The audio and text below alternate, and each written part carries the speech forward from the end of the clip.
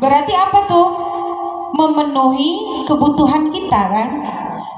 Gurunya udah jelaskan nih dengan baik, udah luar biasa, tapi kita kok nggak paham-paham ya, gitu ya. Paling kita bilang, kok tak ngerti juga lah ya, apalah nih yang dibilang sama ibu nih, saya kok tak ngerti. Kenapa? Padahal dia sudah jelaskan.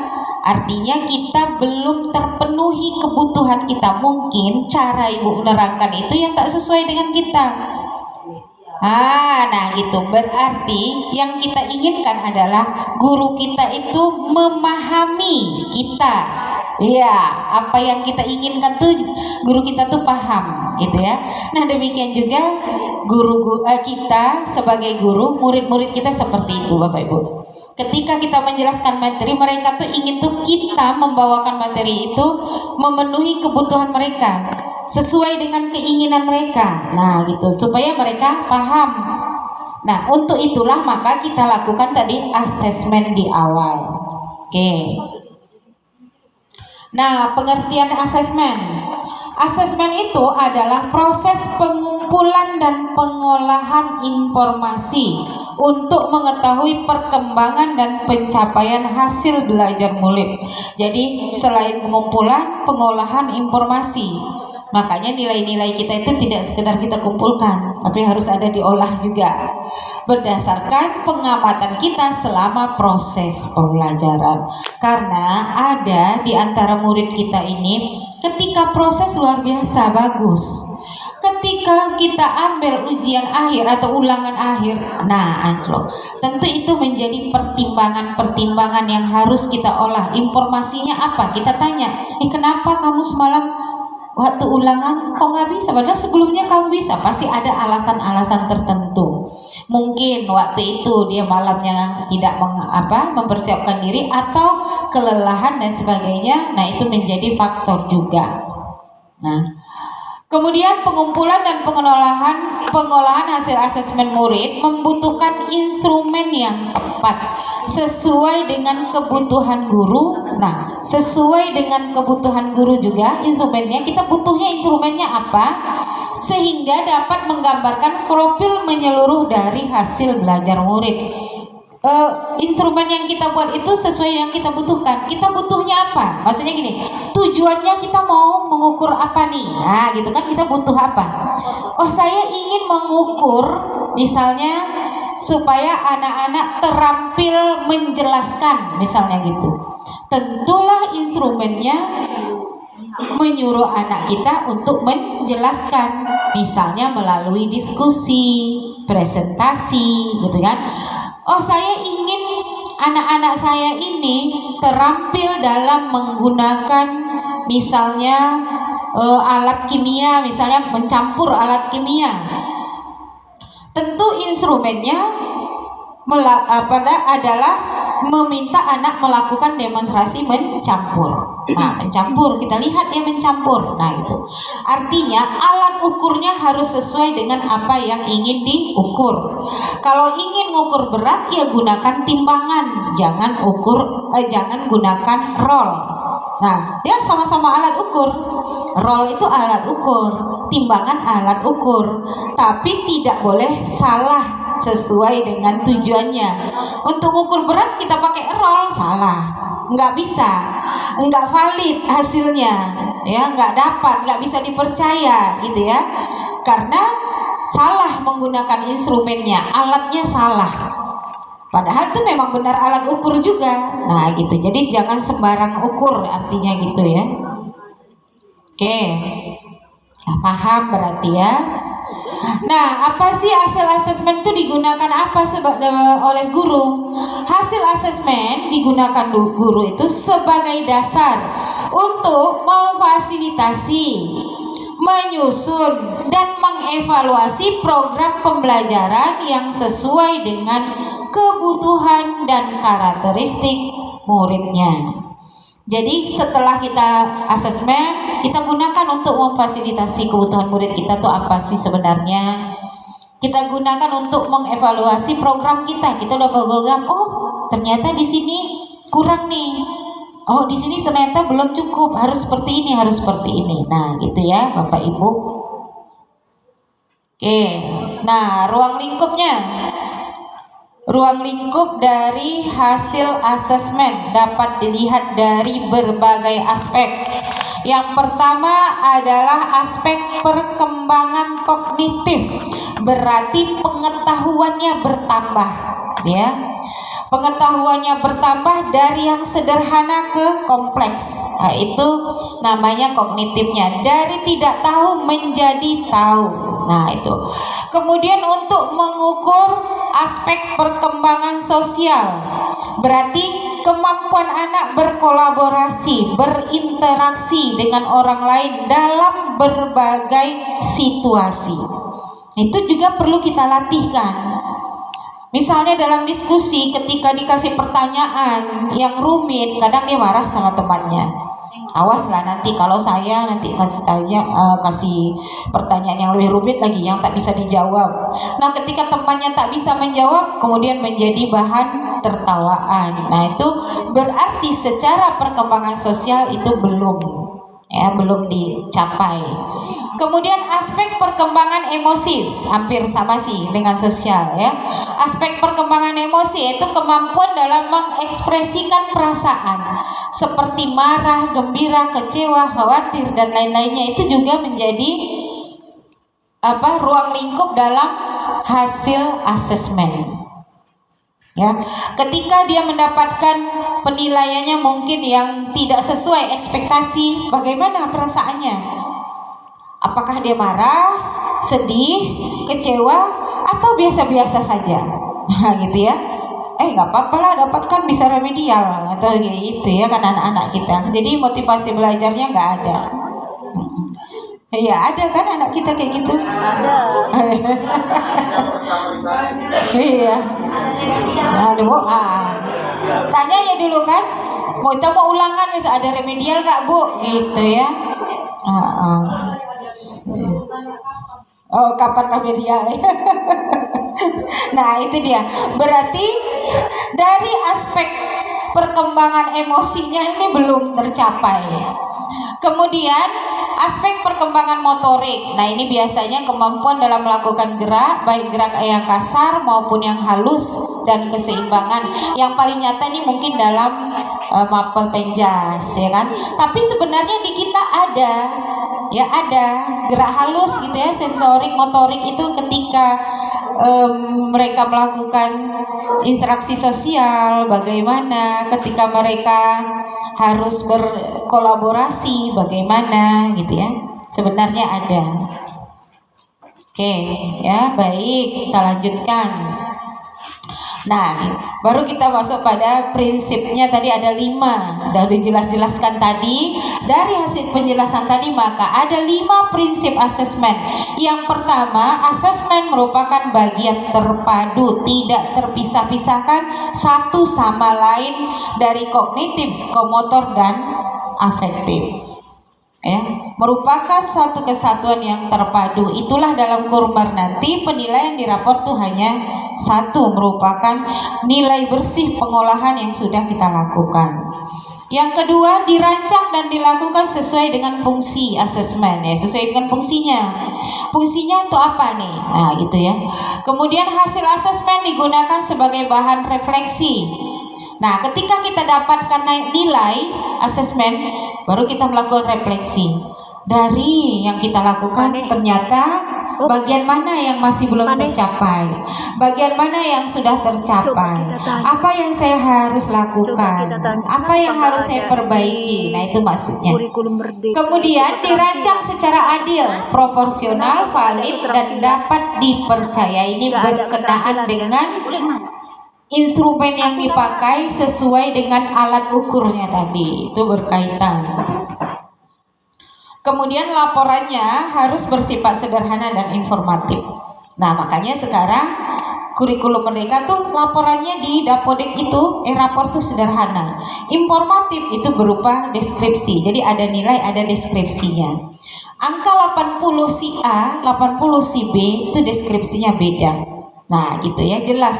Kalau kemarin-kemarin kan 80 berarti sama aja, karena nggak ada deskripsinya. Sekarang ada deskripsi. Deskripsinya itulah dari nilai formatif tadi. Nah, ini sebenarnya sudah tadi ya masuk ya. As learning for learning of learning. As learning for learning itulah formatif. Ya, of learning itulah sumatif. Nah, ini dia paradigma baru. Paradigma baru, kalau tadi as learning for learning of learning itu kan di kurikulum sebelumnya. Sebenarnya pembaruan istilah saja ya. Di paradigma baru namanya asesmen diagnostik, itu tadi yang as learning ya. Yaitu dilakukan di awal sebelum pembelajaran. Kemudian baru asesmen formatif selama proses pembelajaran. Nah, sekarang asesmen diagnostik dan formatif itu dijadikan satu, sama-sama formatif. Formatif awal dan formatif akhir itu tadi ya. Kemudian asesmen sumatif dilakukan di akhir TP. Nah, ini yang paling penting, yang tebal. Pendidik diharapkan lebih banyak melakukan asesmen formatif. Lebih banyak formatif untuk memperbaiki kualitas pembelajaran. Karena fungsinya tadi itu kan, untuk memperbaiki pembelajaran berikutnya. Dan formatif ini dilakukan untuk refleksi. Ya, sampai mana sih hari ini belajarnya, kira-kira sukses enggak? Bagian mana yang harus diperbaiki? Apa yang kurang? Nah, begitu. Ya.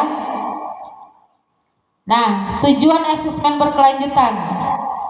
Diagnostik tadi di asesmen awal itu gunanya untuk mendiagnosa kemampuan, kelemahan itu ya Bapak Ibu, dan kebutuhan belajar. Kalau formatif berarti bertujuan memberikan umpan balik bagi guru, bagi kita ya, bagaimana proses hari itu, berhasil atau tidak berhasil, umpan balik bagi kita, dan juga umpan balik bagi siswa agar dapat memperbaiki kualitas pembelajaran. Kalau sumatif bertujuan memberikan informasi tentang capaian hasil belajar murid. Nilai rapor, nah ini yang paling penting, diambil dari nilai sumatif.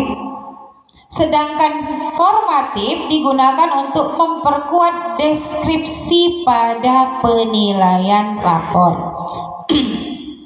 Namun di sini Bapak Ibu, di sini yang ini juga masih bisa negosiasi. Maksudnya gini, kan kita kalau belajar pasti ada nilai latihan, nilai tugas selama belajar tadi ya kan. Kemudian keaktifan siswa, ada checklist itu kan formatif tuh. Apakah itu tidak bisa nyumbang sama sekali dengan nilai rapor? Itu negosiasi kita di sekolah, kesepakatan kita. Kita misalnya nilai formatifnya sekian persen, misalnya 60%, sumatifnya 40% aja. Itu kesepakatan. Itu nyumbang dia ke nilai rapornya. Karena yang paling penting itu sebenarnya adalah prosesnya. Kalau dia hanya di deskripsi, di ujungnya nanti nggak kita bantu dengan formatif, kadangkala ada hal-hal yang tadi ketika proses bagus, ketika hasil jauh ya di luar ekspektasi kita, sehingga ini akan menyebabkan deskripsinya juga tidak bagus.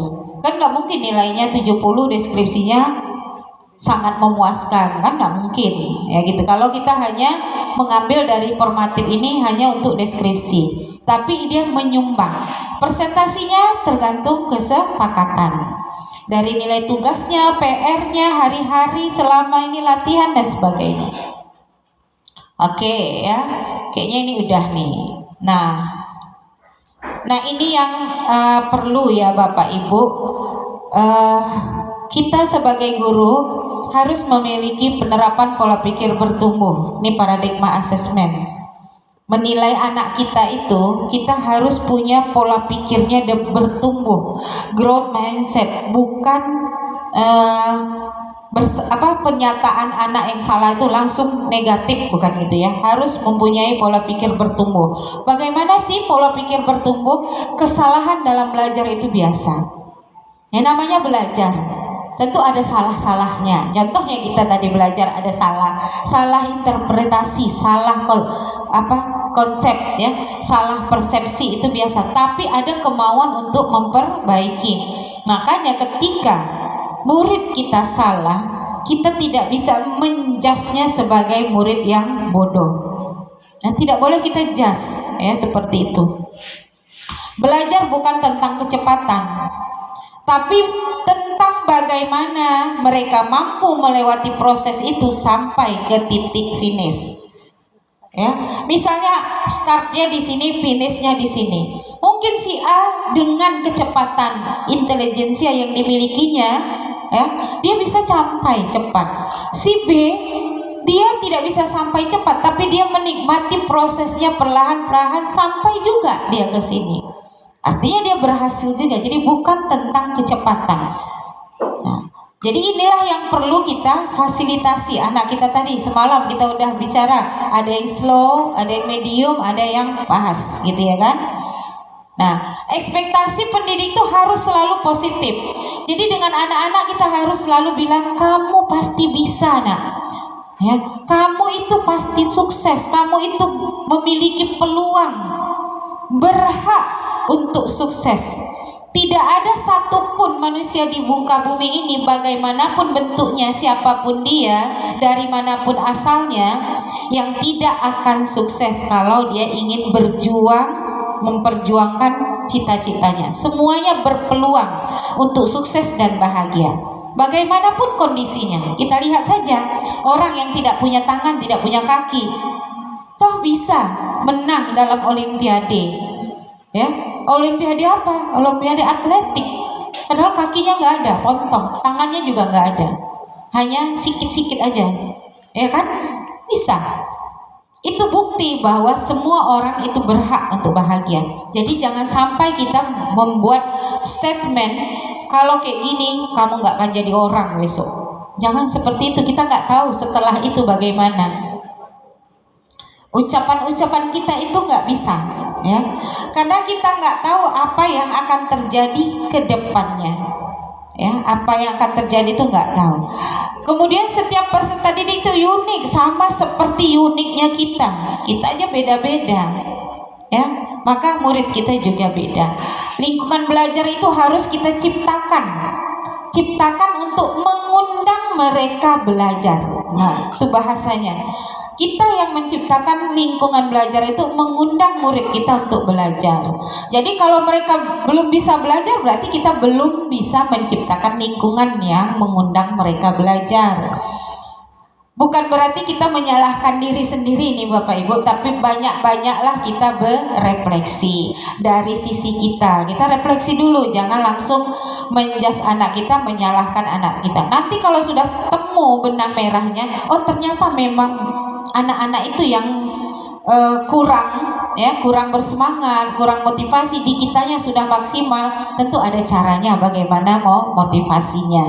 Tapi jangan ujuk-ujuk kita salahkan mereka kalau ada suatu permasalahan. Misalnya nggak bisa ulangan kimia, hanya 2 orang yang nilai 75, selebihnya nilainya 20, 30, 20, 30. Langsung kita anggap mereka yang salah. Belum tentu. Bisa jadi itu dari pihak kita. Jadi kita refleksi diri dulu.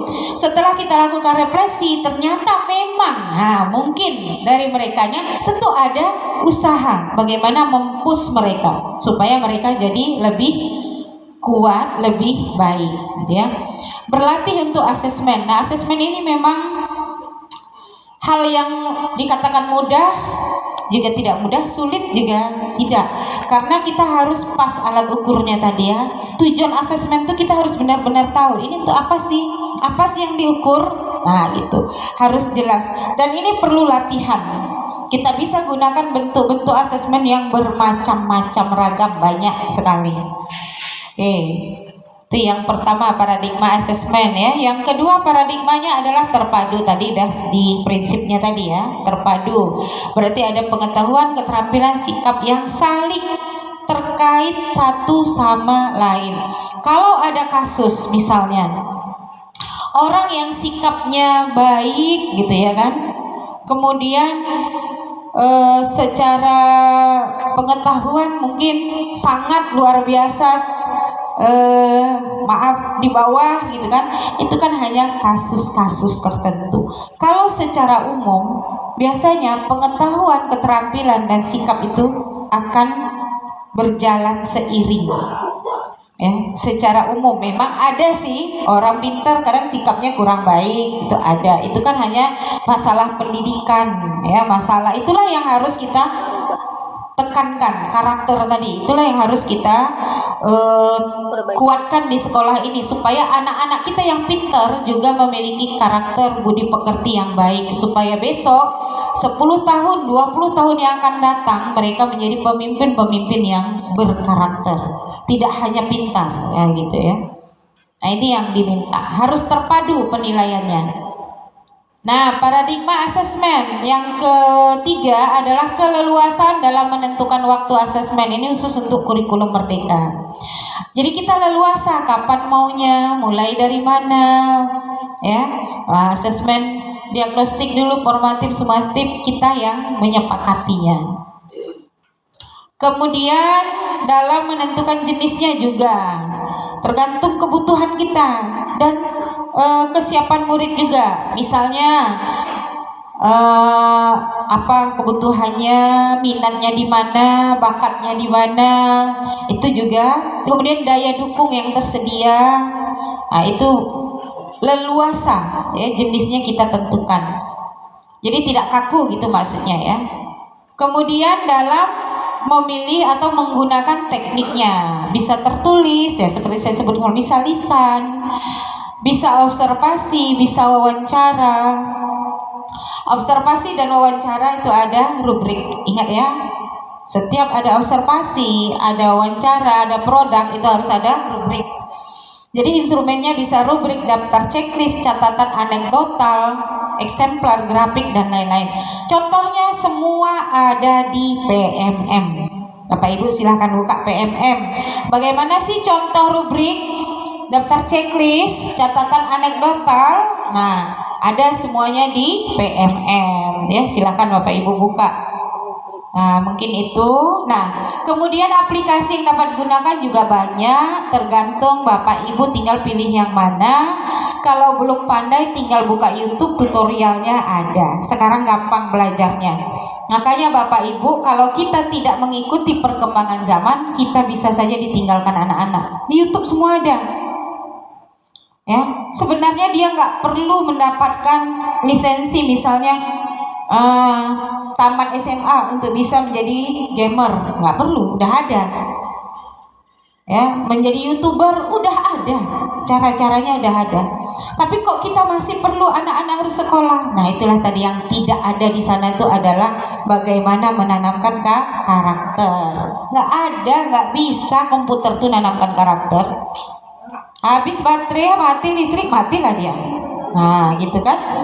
Nah, kalau kita karakter yang kita tanamkan tuh nggak ada matinya. Kita udah mati, udah balik ke bawah tanah, karakter itu tetap dipegangnya, ya kan Bu? Itu akan terus ada. Nah itu. Oke. Nah prinsip yang berikutnya pelaporan harus menyeluruh, objektif, adil, akuntabel, dapat dipercaya. Jadi tidak berapa ya nilai si A ini? Kayaknya ini tuh baik lah, cantik pula. Baik pula, sering bawa makanan 90. Nah jangan gitu ya Pak ya. Si A ini dia dapat nilainya karena sering nih siang-siang ngasih saya lontong gitu. Bukan gitu, itu tidak dapat dipercaya.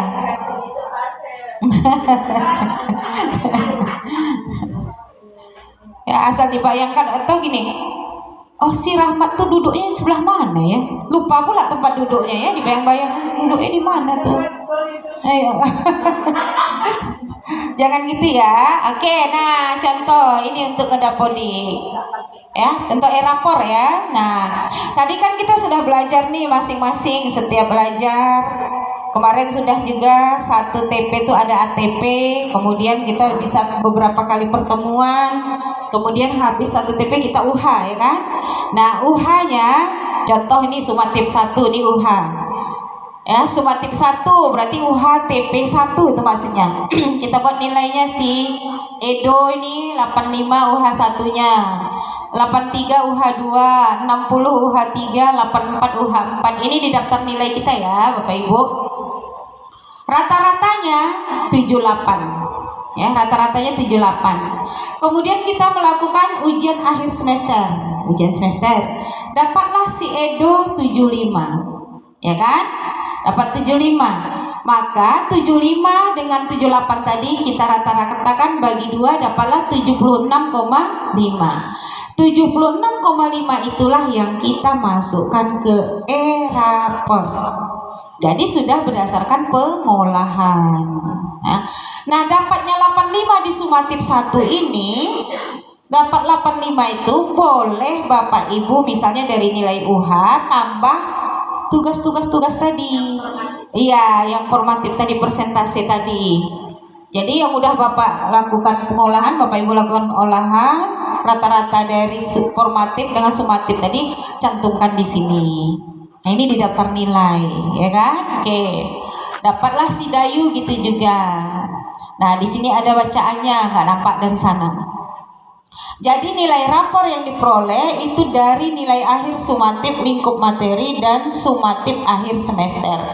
Dirata-ratakan, nilai rapornya. Pembobotan dalam perhitungan nilai rapor diharapkan ditetapkan oleh, nah ini yang saya sebut, pembobotannya ditetapkan oleh satuan pendidikan.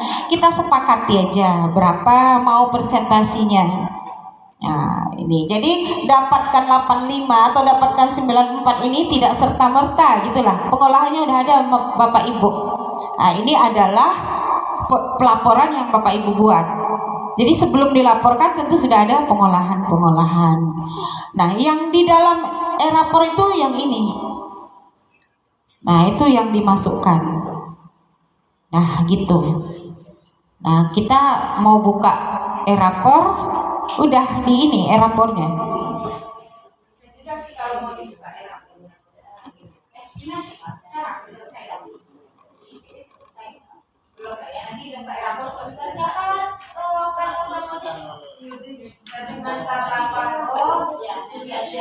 Maksudnya kita buka satu aja numpang, misalnya nama Bu Fitri gitu kan, gimana sih nanti pemasukannya? Karena yang memasukkan Nilai itu adalah guru mapel, bukan operator. Ya. Oke. Nah, itu tadi kan di rapor. Nah, yang selain rapor misalnya untuk P5, nah ini boleh dari portofolio, diskusi konferensi, ini boleh dalam kegiatan pembelajaran ya, tugas-tugas boleh dalam ini. Boleh pameran karya, perayaan hasil belajar yang bisa menjadi nilai tes sumatif untuk P5 bisa juga. Ini pameran karya, boleh. Nah, kemudian tadi ada nyinggungnya apa? Mid semester. Kenapa sih kita harus buat mid semester? Sebenarnya secara teori, kalau sudah tuntas 1, 2, 3, nggak perlu lagi kita buat mid semester, gitulah ya kan? Maksudnya ujian mid semester nggak perlu lagi, harusnya gitu ya. Tapi kenapa masih kita buat dan ada nilai mid semester untuk laporan ke orang tua? Jadi urgensinya adalah sebagai satuan pendidikan kita harus bekerja sama, berkolaborasi dengan orang tua terhadap pendidikan anak-anak. Jadi 3 pilar pendidikan, sekolah, keluarga, dan masyarakat ini harus terus bersinergi. Salah satu contoh kerjasamanya adalah memberikan laporan perkembangan akademik peserta didik tiap tengah semester. Nah, disitulah kita ngomong sama orang tuanya. Nih anak ibu atau anak bapak begini. Dan laporan mid semester dalam kurikulum Merdeka itu deskripsi, bukan angka. Ya, deskripsi, rapor anak TK kata orang sekarang. Ya, deskripsi. Bagaimana aplikasinya itu bisa Bapak Ibu buat saja, Bapak buat saja dalam bentuk Excel, nggak masalah. Nah, ya udah kan, udah dibagi. Karena itu juga tidak dicantumkan dalam rapor semester nanti. Itu kan hanya untuk laporan sama orang tua, gambaran. Nanti di akhir semester nilainya ada, deskripsinya ada. Nah, mengenai lapor P5 juga kalau memang Bapak buat di mid semester laporkan, bukan tidak boleh. Boleh. Cuman kalau setiap habis satu tema buat rapor, habis